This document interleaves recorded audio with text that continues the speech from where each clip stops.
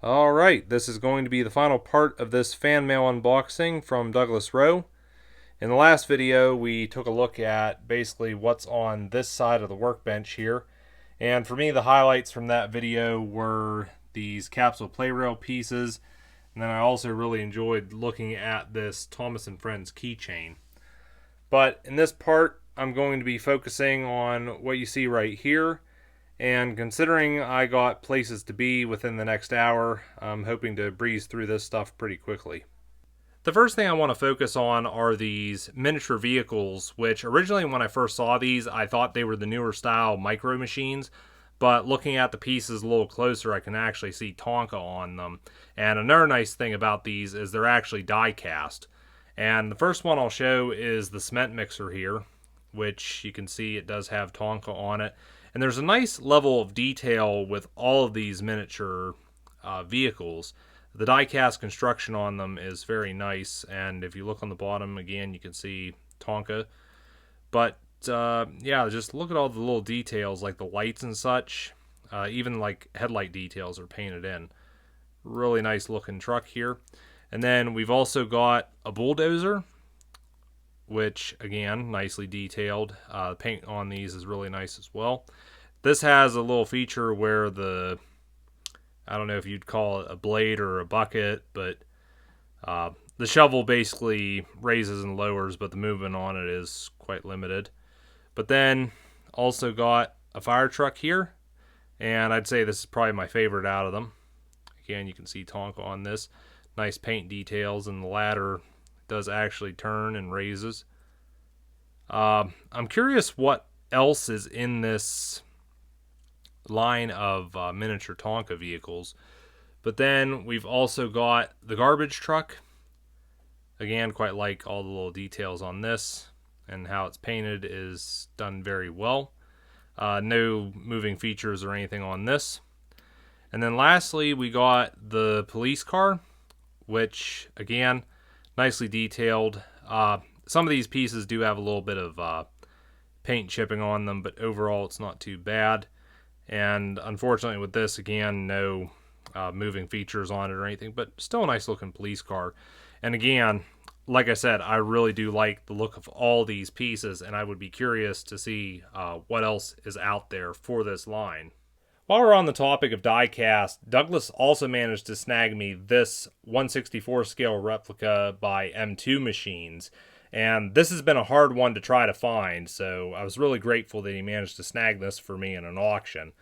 But what we have here is a 1/64 scale replica of a 1972 Dodge D300, which this would actually be LA County Squad 51 from the 1970s TV show Emergency. However, this truck has quite a few inaccuracies.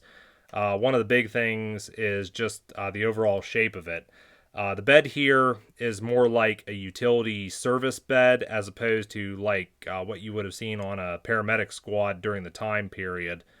Also, I noticed the back wheels stick out pretty far past the bed sides, and the front wheels seem to be sitting too far in. So, yeah, not exactly impressed with that. But also looking at the sides of the doors here, you can see we have Los Angeles County 51 Fire Department Rescue Squad. That's incorrect to Squad 51. This should actually say Los Angeles County. My guess is that M2 Machines never got proper licensing and stuff to produce this, so they just made these little inaccuracies to avoid issues with what would the right word be? Copyright, I guess. But I don't know. There's also seems to be some quality control issues because the wheels don't exactly turn very freely, and you see that one wobbles. But also, for being a brand new truck, this has numerous paint chips on it. So, again, not exactly impressed with this piece. And it's a little ridiculous. People online are charging crazy prices for this truck, probably just because it's a replica of Squad 51. But, for as inaccurate as this piece is, I don't really see where the prices some of these people are asking is justifiable. And because I can, I'll actually bring in, I have another replica of the Rescue Squad, and this is from Code 3 Collectibles. And this here is pretty accurate to what Squad 51 should look like, which, you do the comparison and you can see what I'm talking about with all the inaccuracies and what have you. And, I mean, the Code 3 one's definitely got a lot more features than what the M2 Machines does. But, if I had to pick between the two of these, I'd definitely pick the Code 3 every time. Although the Code 3 squad is more sought after. And I'll also bring in a Hot Wheels version of it from their Real Riders. This is basically the Rapid Responder. And, sadly, this isn't as detailed as the M2 Machines. But personally, I feel like this would be the better option as opposed to the M2 Machines squad. And just, sorry about that, bump the camera. Just for a final comparison, I'll bring all three of the trucks in side by side, and you can get a good look at them. Now, hopefully you'll get a laugh out of these two pieces, because I certainly had a chuckle when I looked at them a little closer. What we have here are a miniature deodorant container and a bag of potato chips.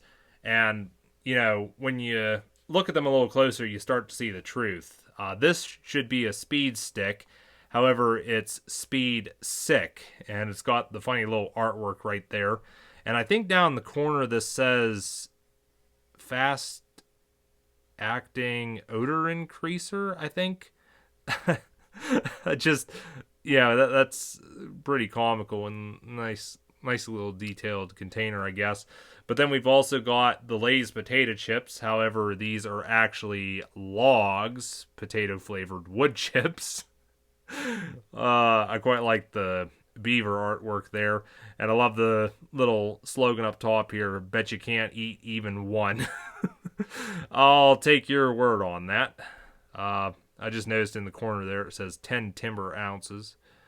Yeah. If anyone can enlighten me on what exactly these are, I'm quite curious now what else is out there of these.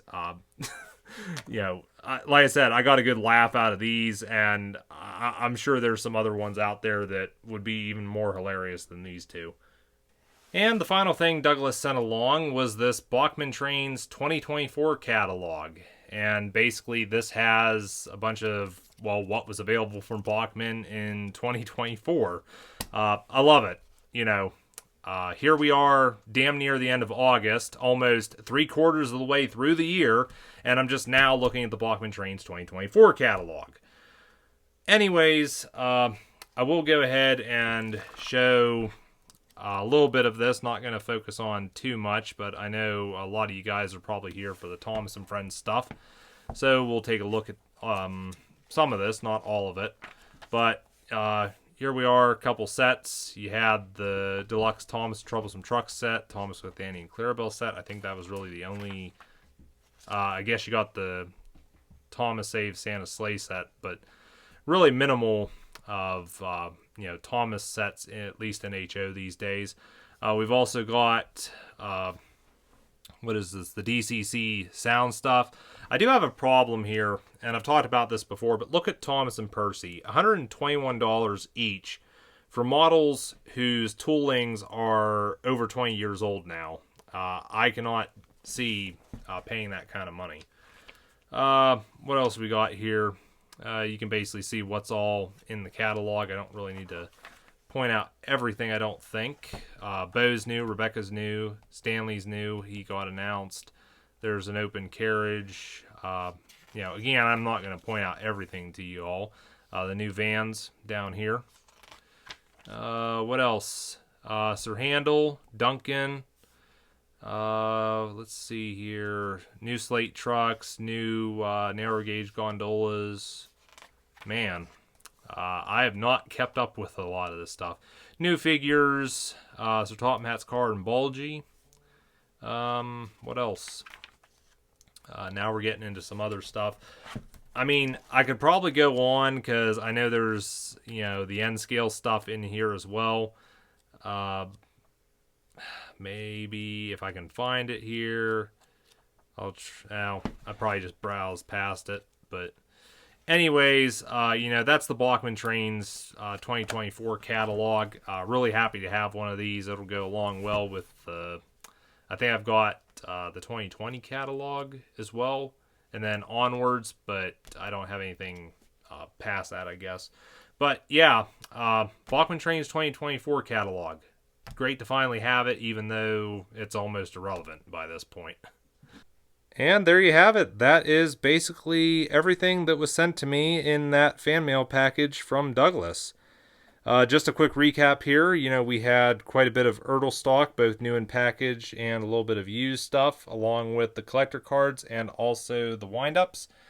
A little bit of All Engines Go. These trading cards, as I'm going to call them. Also had the little gag pieces, the logs and the speed stick. A little bit of Thomas Wood with Rosie. Quite a few capsule play rail pieces. Quite liked all those. And of course the iconic miniature Thomas keychain. Some of these little miniature Tonka vehicles, the M2 Machines Squad 51, and to wrap things up, the Bachman Trains 2024 catalog. Quite a bundle of stuff, but I know that whenever Douglas sends me things, he tends to pack the packages pretty full. And needless to say, it does not disappoint. And before I wrap up this fan mail unboxing, I would like to give a quick shout out and thank you to Douglas once again for all these great items. Your support and viewership for the channel is very much appreciated. And, really none of this right now would be possible without your support. So again, just want to say thanks. As for the rest of you, I want to thank you all for watching. Thanks for the support that you guys give me to the channel. But that's going to be it for now. Everyone take care, and I'll catch you in another video really soon.